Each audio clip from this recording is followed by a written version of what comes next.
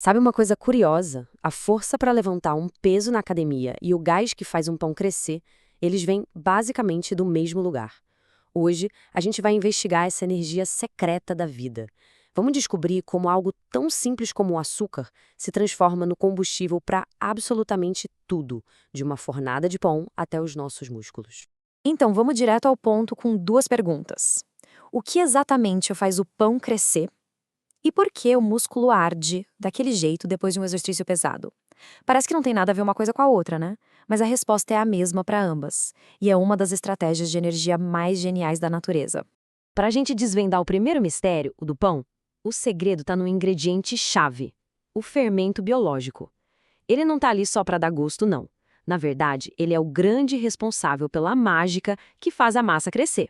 É que esses carinhas aí, as leveduras, são fungos microscópicos e são verdadeiras usinas.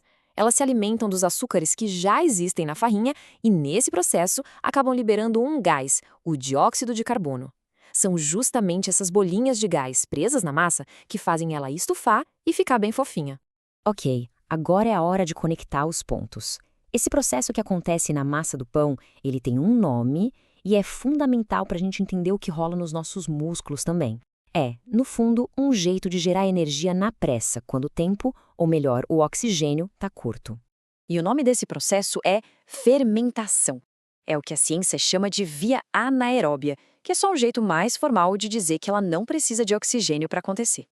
Dá para pensar nela como o plano B das células para conseguir energia rapidinho quando estão num aperto.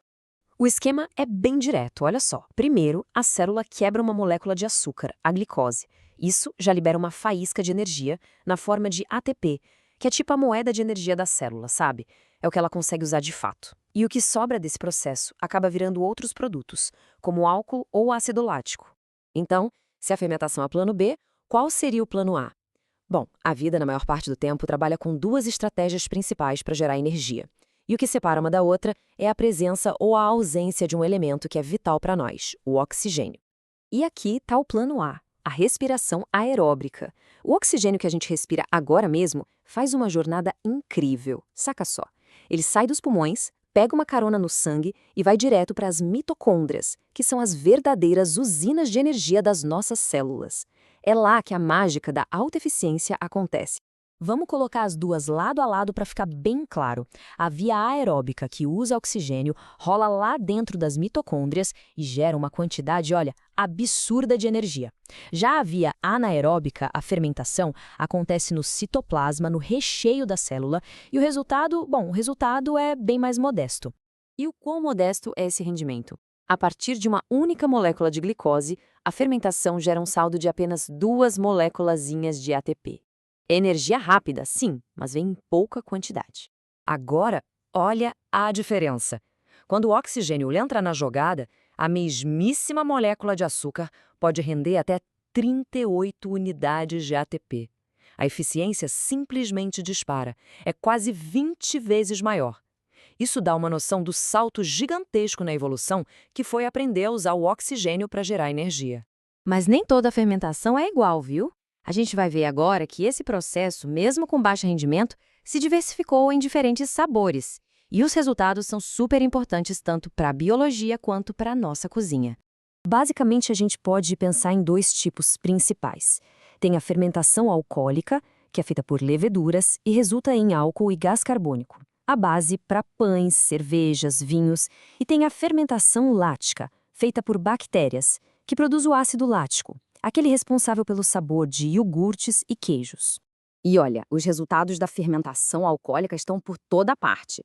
Da cerveja ao pão, é exatamente o mesmo processo químico rolando, feito por aquele fungo de nome complicado, o Saccharomyces cerevisiae, que a gente conhece como levedura de padeiro ou de cervejeiro. E do outro lado da moeda, a gente tem os sabores e as texturas incríveis que vêm da fermentação lática. Algumas bactérias bem específicas, como essas aí, consomem o açúcar do leite e o transformam em ácido lático. É isso que faz o leite coagular e virar iogurte, por exemplo. Certo. Agora vamos fechar o ciclo.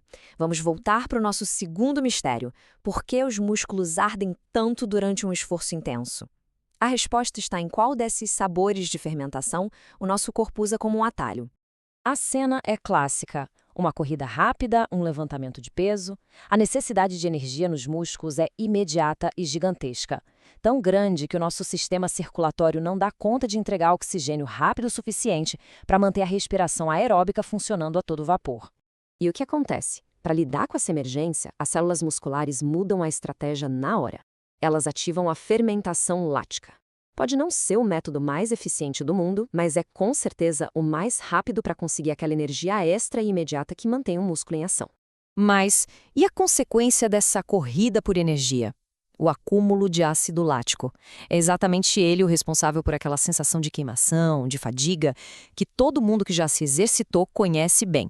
É, digamos, o preço que se paga pela velocidade. E aqui vem o ponto mais importante. Isso não é uma falha do nosso corpo, muito pelo contrário, é uma adaptação fantástica.